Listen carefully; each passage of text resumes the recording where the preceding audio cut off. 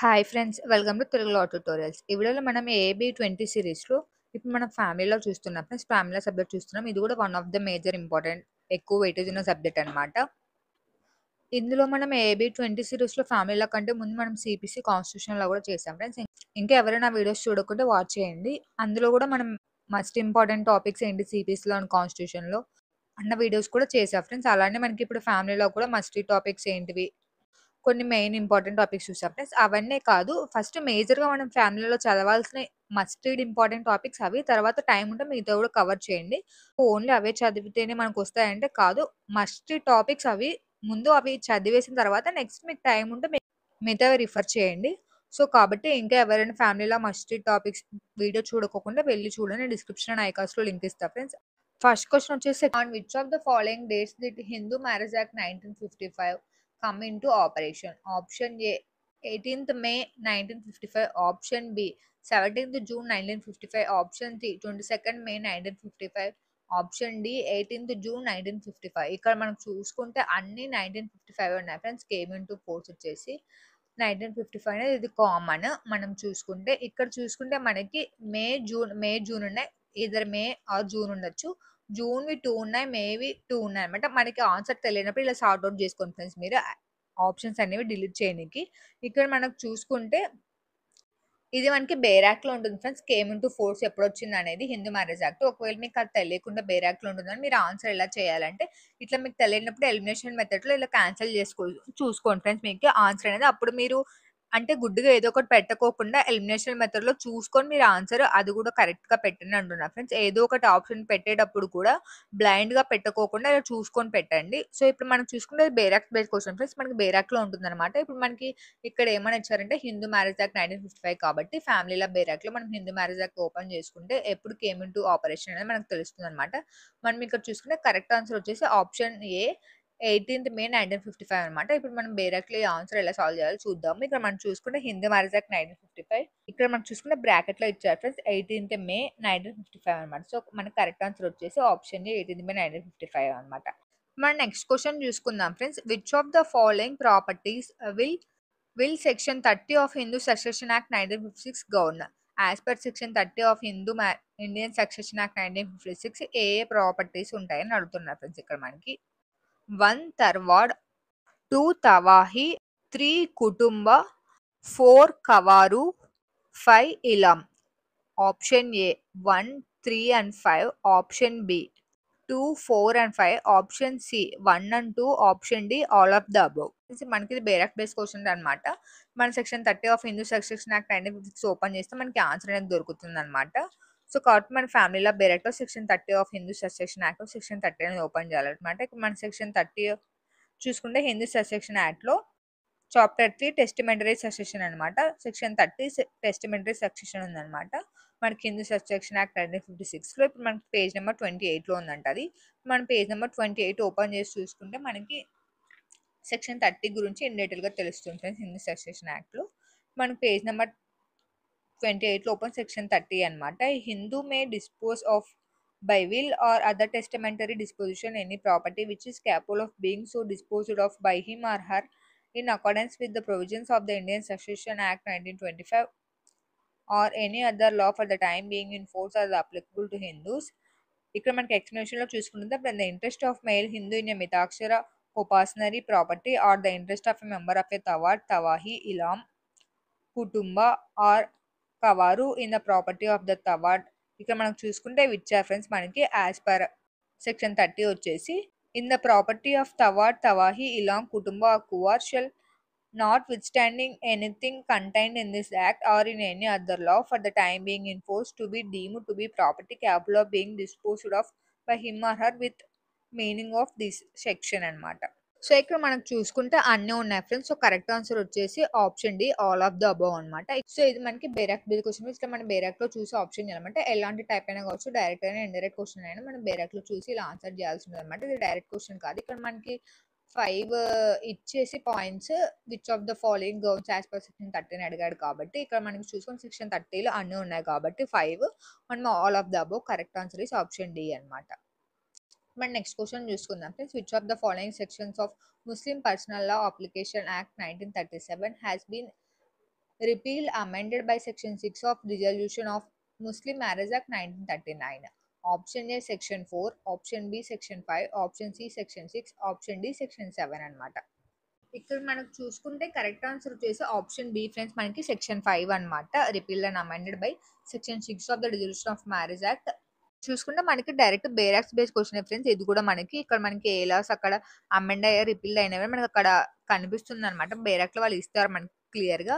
చూసుకుంటే మనకి ఇక్కడ dissolution of Muslim marriage act 1939 అని ఇచ్చాడు కాబట్టి మనం ఈ యాక్ట్ అనేది ఓపెన్ చేసి చూడాల్సి ఉంటుంది ఫ్రెండ్స్. ముస్లిం మ్యారేజ్ యాక్ట్ 1939 అనేది మనకి ఫ్యామిలీలో బేర్ యాక్ట్ లో ఇది ముస్లిం మ్యారేజ్ యాక్ట్ 1939 ఉంటుంది. ఇక్కడ చూసుకుంటే dissolution of Muslim marriage act 1939 లో సెక్షన్ 6 చూసుకున్న మనకి రిపీల్డ్ అని ఉంది ఫ్రెండ్స్. ఇక్కడ మనకి ఇక్కడ కూడా అదే కదా ఫ్రెండ్స్ ఇచ్చారు, repealed and amend by section 6. ఇక్కడ చూసుకుంటే మనకి సెక్షన్ 6 రిపీల్డ్ అని ఇచ్చాడు కాబట్టి మనకి పేజ్ నెంబర్ 56 లో ఉంది ఫ్రెండ్స్. ఇన్ డీటెయిల్ గా మనకి ఇండెక్స్ లోని ఆన్సర్ అనేది దొరకదు అనమాట.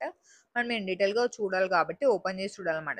పేజ్ నెంబర్ 56 అనేది మన పేజ్ నెంబర్ 56 అనేది ఓపెన్ చేసి చూసుకున్నామంటే సెక్షన్ 6 అని మనకి కింద ఇచ్చారు friends. Repeal of section 5 of the act 26 of 1937. ఇక్కడ చూసుకుంటే మనకు కూడా అదే ఫ్రెండ్స్ ఇచ్చారు. అప్లికేషన్ ముస్లిం పర్సనల్ లాస్ అప్లికేషన్ యాక్ట్ 1937 అనేది సెక్షన్ 5 అని మనకి క్లారిటీగా ఇచ్చాడు కదా ఫ్రెండ్స్. సో మనకు చూసుకుంటే ఇక్కడ option be the correct answer section 5 అనమాట. సో ఇప్పుడు మనం నెక్స్ట్ క్వశ్చన్ చూసుకుందాం ఫ్రెండ్స్.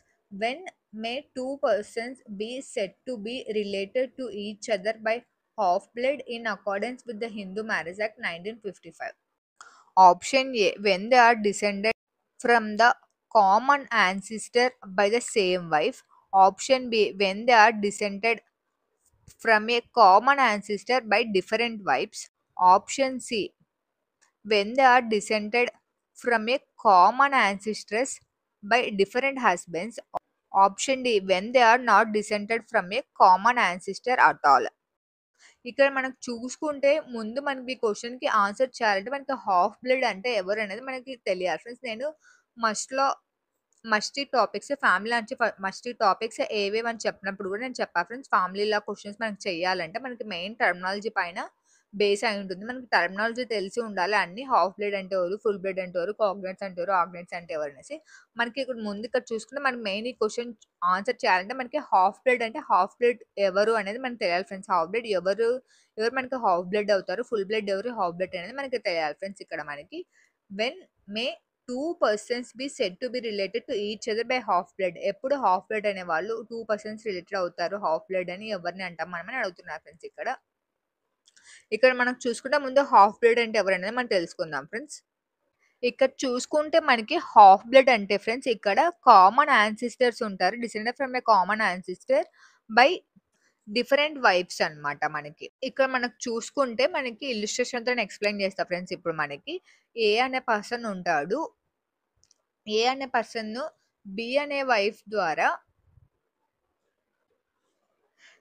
సి అనే చైల్డ్ కి బర్త్ ఇస్తారు అన్నమాట. వీళ్ళిద్దరు కలిసి ఇక్కడ ఏ అనే హస్బెండ్, బి అనే వైఫ్ సికి చైల్డ్ బర్త్ ఇస్తారనమాట. మనకు చూసుకుంటే ఏ అనే హస్బెండే మళ్ళీ డి అనే వైఫ్ ని మ్యారేజ్ చేసుకుని డి వైఫ్ ద్వారా మనకి ఈ అనే చైల్డ్ కి బర్త్ ఇస్తారు ఫ్రెండ్స్. ఇక్కడ అంటే ఇక్కడ వైఫ్స్ డిఫరెన్స్ అన్నమాట. హస్బెండ్ సేమ్ ఏనే, వైఫ్స్ వచ్చేసి బీడి చేంజ్ అవుతారు అనమాట. ఇప్పుడు మనకి చైల్డ్ వచ్చేసి వీళ్ళిద్దరు హాఫ్ బ్లడ్ అవుతారు అనమాట. ఎందుకంటే సేమ్ ఫాదర్ డిఫరెంట్ మదర్స్ అన్నమాట. వీళ్ళిద్దరికి ఫాదర్ వచ్చేసి సేమ్. ఇప్పుడు మనకు చూసుకుంటే వీళ్ళిద్దరు హాఫ్ బ్లడ్ అన్నమాట. అలా లేకుండా మనకి ఏ అనే ఫాదర్ త్రో బి అనే మదర్ ద్వారా సికి డి అనే చైల్డ్ కి 2 చైల్డ్ కి బర్త్ ఇచ్చారంటే వీళ్ళిద్దరు కలిసి వీళ్ళిద్దరు ఫుల్ బ్లడ్ అన్నమాట. ఇక్కడ సేమ్ మదర్ సేమ్ ఫాదర్ అన్నమాట. ఇక్కడ వైఫ్ సేమ్ అన్నమాట. ఇది ఈ కేటగిరీ ఫ్రెండ్స్. మనకి when they are descended for common sister by same wife అన్నమాట. Same wife. ఇక్కడ మనకి డిఫరెంట్ వైఫ్స్. ఇది వచ్చేసి హాఫ్ బ్లడ్ అవుతుంది, ఫుల్ బ్లడ్ అవుతుంది అనమాట మనకి. ఇది ఫ్రెండ్స్ మనకి హాఫ్ బ్లడ్ ఫుల్ బ్లడ్ అంటే డిఫరెన్సెస్ ఇది అనమాట. ముందు మనకి half blood full blood difference తెలుసుకోవాలన్నమాట.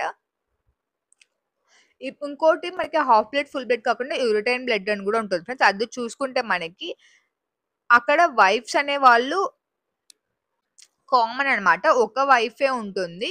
Husbands difference ఉంటారు అన్నమాట. 2 హస్బెండ్స్ ఉంటారు. ఇప్పుడు ఏ అనే వైఫ్ బి అనే హస్బెండ్ తో సి అనే చైల్డ్ కి బర్త్ ఇస్తుంది అనమాట. తర్వాత ఇక్కడ ఏ అనే మదర్ ఇక్కడ కామన్ అన్నమాట.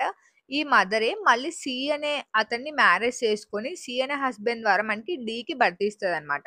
ఇక్కడ మనకు చూసుకుంటే ఈ ఇద్దరి చైల్డ్ సీడీ చైల్డ్ వచ్చేసి వీళ్ళు చూసి రిటర్న్ బ్లడ్ అవుతారనమాట. ఇక్కడ హాఫ్ బ్లడ్, ఫుల్ బ్లడ్ కాదు. ఎందుకంటే మదర్ సేమ్, ఇక్కడ ఫాదర్స్ డిఫరెన్స్ అన్నమాట.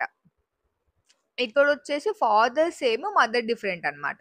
సో, కాబట్టి ఇలా మనకి చాలా టర్మినాలజీ ఉంటుంది ఫ్రెండ్స్. మనకి ఫార్ములాలో ముందు half blood, full blood, return blood మనకి తర్వాత ఆగ్నేట్స్, కాగ్నేట్స్ ఇవన్నీ మనకు తెలుసుకుంటేనే మనకి ఆన్సర్ అనేది చేయగలం అన్నమాట. సో, కాబట్టి ఇక్కడ మనం చూసుకుంటే హాఫ్ బ్లడ్ అన్నాడు కాబట్టి హాఫ్ బ్లడ్ సినారియో వచ్చేసి మనకి డిఫరెంట్ వైఫ్స్ ఉంటారనమాట. సేమ్ వైఫ్ కాదు.